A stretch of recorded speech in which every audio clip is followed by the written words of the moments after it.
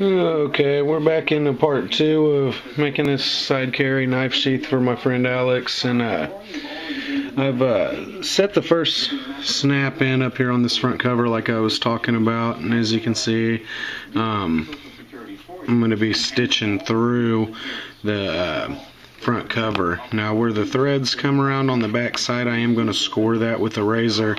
That way the thread recesses down into the leather, and then I can burnish it and put a little bit of a leather treatment on there to help smooth everything out. That way the knife never nicks away at any of the threads holding the snap on. So I'm getting ready to start to tool this one up. Like I was saying, I was going to take that rock backgrounding tool. I wish I could get this into focus, you guys. It's basically just like a little teardrop shape bit that has some little divots and crivets in it, and it kind of gives the texture little bumps and rock look. I'm fixing to go around all this, and I'm going to leave this cover smooth because the two straps that are going to be stitched in to go around for the belt attachment for the side carry is going to be smooth as well, and maybe possibly some sort of tooling on it. But I've done the back plate, and this is what I'm fixing to do with this one. Is I'm just going to go and I'm going to give all this leather a texture. So it's a whole bunch of tapping with this one little tiny bit. I need to invest in a bigger one, but you get the gist. I'm just going to roughen up the leather, and I'm fixing to do this piece now, so we'll be back once that part's done. Alright everybody, I'm back.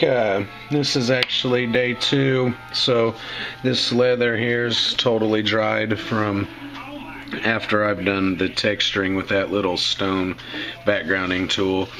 But what I'm fixing to do now is I'm going to start drilling out the holes for this top snap, because it's almost time to start layering this sheath up. And like I was saying before, I had to get this stitched in before I glued all this down and got everything set up. So basically I'm going to drill out some holes, and then once the holes are drilled through, I'm going to come on this back side, and when they're all around into this circle shape, I'm going to take a little razor knife here, and I'm going to score a little gouge down to kind of connecting the dots around there. That way when I cinch down my saddle stitching, that's going to pull the thread down inside of this leather. And then what I can do is take my burnishing tool and a little bit of water and smear out the leather to where it actually crinks around the stitches so they're embedded inside of the leather, keeping the point of the knife from ever hitting them whenever it's inserted into the sheath. So basically drilling some holes and that, and then I'm going to glue everything down, and we'll start kind of figuring out this shape of this sheath. So bear with me and we'll be back.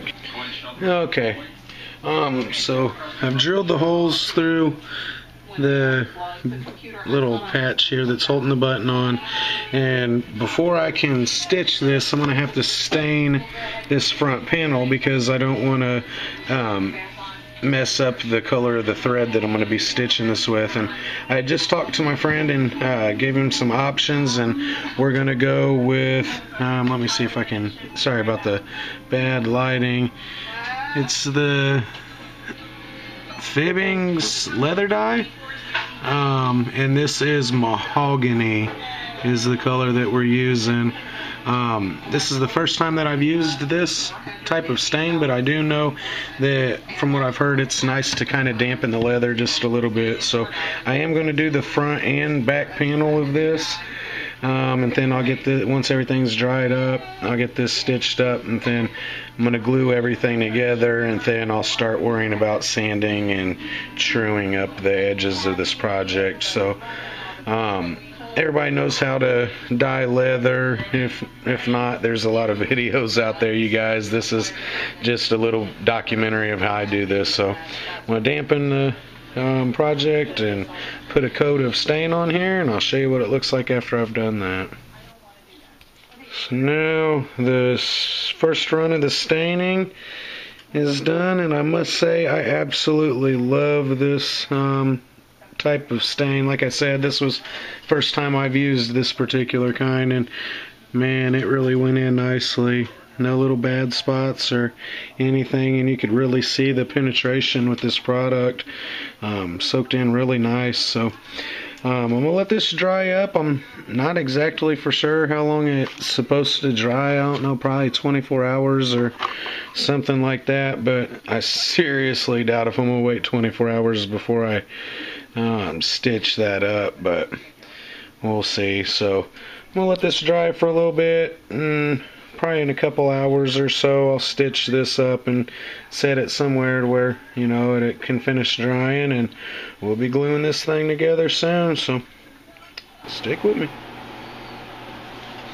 So I'm back now after that last little bit, and finally got all these pieces ready to go.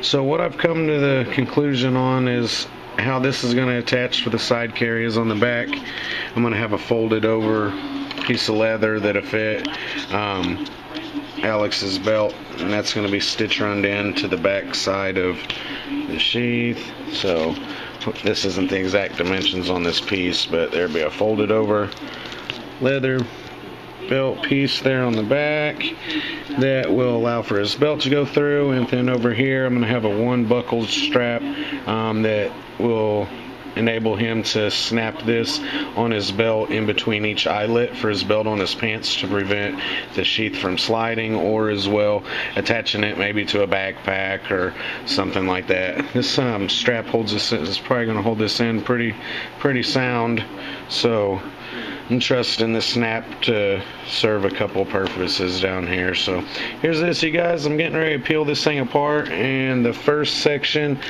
that's going to get glued together is going to be the top part, because that holds the rounded edge that fits the contour of the knife over here. So I'm going to get all this trued up and almost pretty much 90 and square and pretty. Sorry about the lighting, you guys, man.